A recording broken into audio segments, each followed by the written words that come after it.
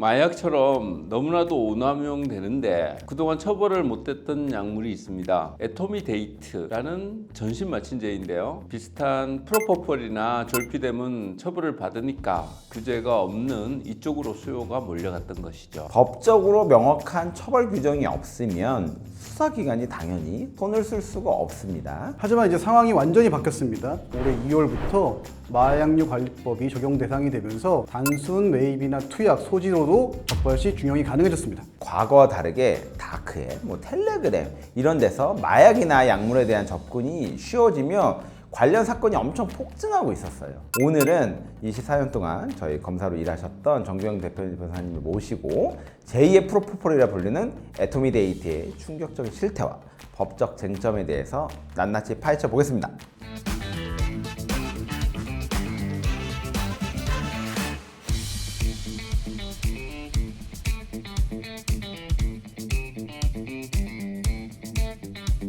에토미데이트라는 이름이 생소하실 수 있습니다. 하지만 몇 년 전 한 유명 가수 사건으로 크게 보도되면서 많은 분들이 들어보셨을 거예요. 에토미데이트는 당시 마약류로 지정되지 않는 전문 의약품이었습니다. 그래서 투약 자체로는 마약류 관리법 위반으로 처벌할 수 없던 게 결국 구조적 한계가 있었죠. 이 점이 알려지면서 제2의 프로포폴이라는 말까지 돌았습니다. 하지만 법의 공백은 결코 오래가지 않습니다. 에토미데이트 역시 다른 향정신성 의약품처럼 마약류로 지정해야 한다는 지적이 계속됐고 결국 올해 2월부터 마약류로 전격 지정이 된 겁니다. 여기서 이런 꼼수를 생각하시는 분들이 있어요. 마약류로 지정되기 전에 구해둔 걸 지금 투약한 거다라는 주장이죠. 하지만 형사법에서는 적발 시점을 기준으로 그 행위가 불법인지 여부를 판단하게 됩니다. 이미 마약류로 지정된 이후라면 과거 취득했던 시점과 관계없이 소지하고 투약한 것만으로도 처벌 대상이 될 수 있습니다. 실제 수사 단계에서도 초기에 강한 조치가 이루어지기 때문에 이걸 결코 가볍게 판단할 사안이 아닙니다. 어떻게든 숨겨서 빠져나가려고 하겠지만 마약은요 대범률이 진짜 높습니다. 따라서 저희 경험상 이런 사건으로 한번 만나면 유치장 갔다 오고 또 갔다 오고 이런 게 결국 현실이거든요. 결국 손을 댄 이상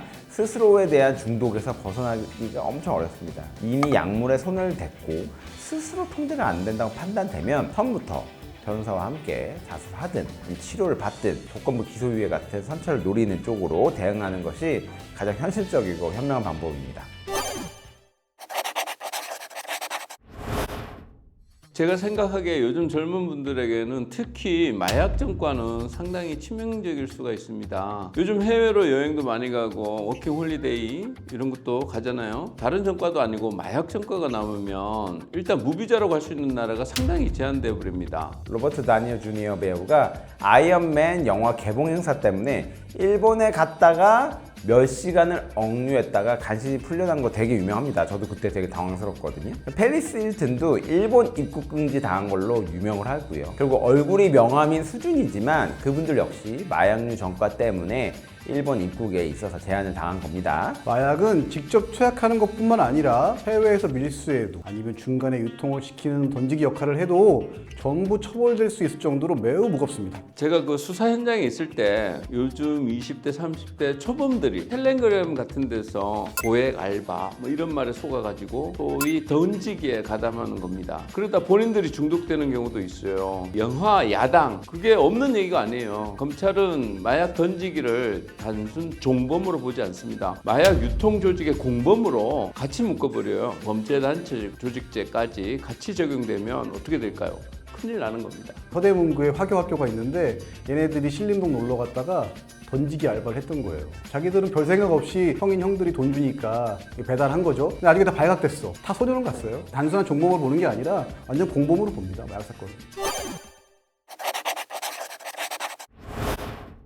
요즘 마약 범죄의 경우에는요, 현행범 체포보다는 증거를 수사기관에서 다 확보해요. 그 다음에 직장이나 주거지로 직접 가서 긴급 체포하는 경우가 훨씬 더 많습니다. 서울경찰청도 그렇고 관할 지역이 아주 넓기 때문에 규모도 크고 수사 능력도 상당히 높은 편입니다. 안일하게 생각하다간 그냥 바로 잡혀 들어갑니다. 매우 위험합니다. 이런 마약류 사건의 경우 딸, 사촌, 초등학교 친구가 연루되었다면 어떤 식으로 대응하는 게 좋을까요? 뻔한 얘기일 수도 있지만 현행범 체포가 아닌 긴급 체포일수록 골든타임이 중요합니다. 48시간 이내에 구속 여부가 사실상 결정되기 때문에 이미 수사를 통해 증거를 어느 정도 확보했거나 거래 과정에 추적을 당했을 가능성이 되게 높죠. 그대로 구속영장 실질심사에 들어가게 되면 기각을 받아내기가 무척 어려워집니다. 가족이나 지인들은요 상황 판단이 안 됩니다. 내 착했던 아들이 착했던 딸이 갑자기 마약이라니 그냥 멘붕이 오거든요.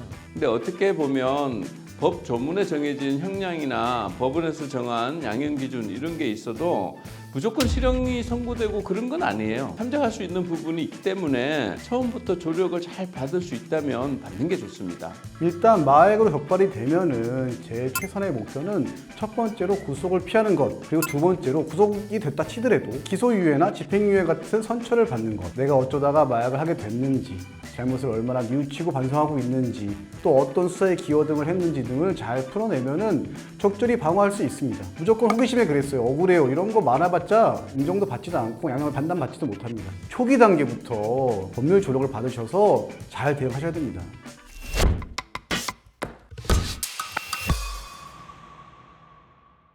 같은 사건을 어떻게 푸냐에 따라서 판사님이 보실 때 얘를 풀어줘야겠다, 구속해야 될 때 이런 부분들이 달라지기 때문에 어떻게 접근하는지가 되게 중요합니다. 특히 마약은 가치가 있습니다. 5천만 원 이상인지 이하인지에 따라서 형사처벌 기준이 2배 이상 왔다 갔다 하거든요. 저희가 1,000원 차이로 형사처벌 기준을 바꾼 적이 있거든요. 동일한 죄를 가지고도 변호사가 어떻게 접근하냐에 따라서 적용법조를 바꿀 수 있기 때문에 그런 부분들을 반드시 변호사 조력을 받아야 됩니다. 저희는 다음 영상으로 다시 돌아오겠습니다. 지금까지 로변지의 신혁범, 정규영 남성진이었고요. 영상 잘 보셨다면 구독과 좋아요 부탁드립니다. 감사합니다. 감사합니다.